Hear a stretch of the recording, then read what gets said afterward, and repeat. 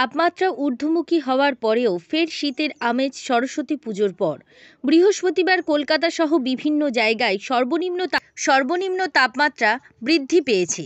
আবহাওয়া দপ্তর জানিয়েছে, তাপমাত্রার সামান্য হ্রাসের সম্ভাবনা থাকলেও জাঁকিয়ে শীতের কোনো সম্ভাবনা নেই। দিনে না থাকলেও রাতে আপাতত ঠান্ডার আমেজ বজায় থাকবে।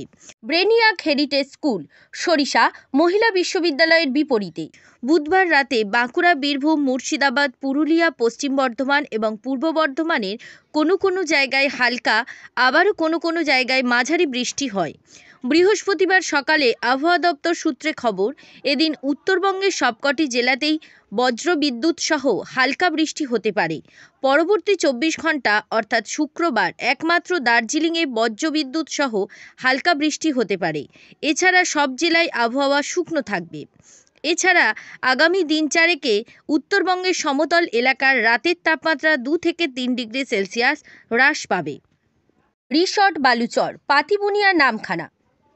দক্ষিণবঙ্গের জেলাগুলির আবহাওয়ার পূর্বাভাসে জানানো হয়েছে, এদিন গাঙ্গেয় পশ্চিমবঙ্গের জেলাগুলির মধ্যে উত্তর দক্ষিণ 24 পরগনা, হুগলি, পুরুলিয়া, বাঁকুড়া, পশ্চিম বর্ধমান, পূর্ব বর্ধমান, মুর্শিদাবাদ ও নদিয়ায় বজ্রবিদ্যুৎ সহ হালকা বৃষ্টি হতে পারে। এছাড়া বাকি জেলাগুলির আবহাওয়া শুকনো থাকবে। পরবর্তী 24 ঘন্টা অর্থাৎ শুক্রবারের আবহাওয়ার পূর্বাভাসে বলা হয়েছে, সবকটি জেলার আবহাওয়া শুকনো থাকবে। এছাড়া আগামী দিন চারেকে দক্ষিণবঙ্গের সমতল এলাকার রাতের তাপমাত্রা 2 থেকে 3 ডিগ্রি সেলসিয়াস হ্রাস পাবে। সুর ভবন বাদ্যযন্ত্রের বিশ্বস্ত প্রতিষ্ঠান, ডায়মন্ড হারবার।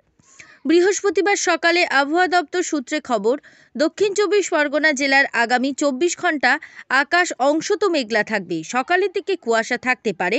সর্বোচ্চ ও সর্বনিম্ন তাপমাত্রা থাকতে পারে 29 ও 19 ডিগ্রি সেলসিয়াসের আশেপাশে। বাতাসে আপেক্ষিক আর্দ্রতার পরিমাণ 79%। ঘন্টায় 6 কিলোমিটার বেগে বাতাস বইছে। ব্যুরো রিপোর্ট, জেলার বার্তা। খান ইলেকট্রিক, সরারহাট, দক্ষিণ 24 পরগনা।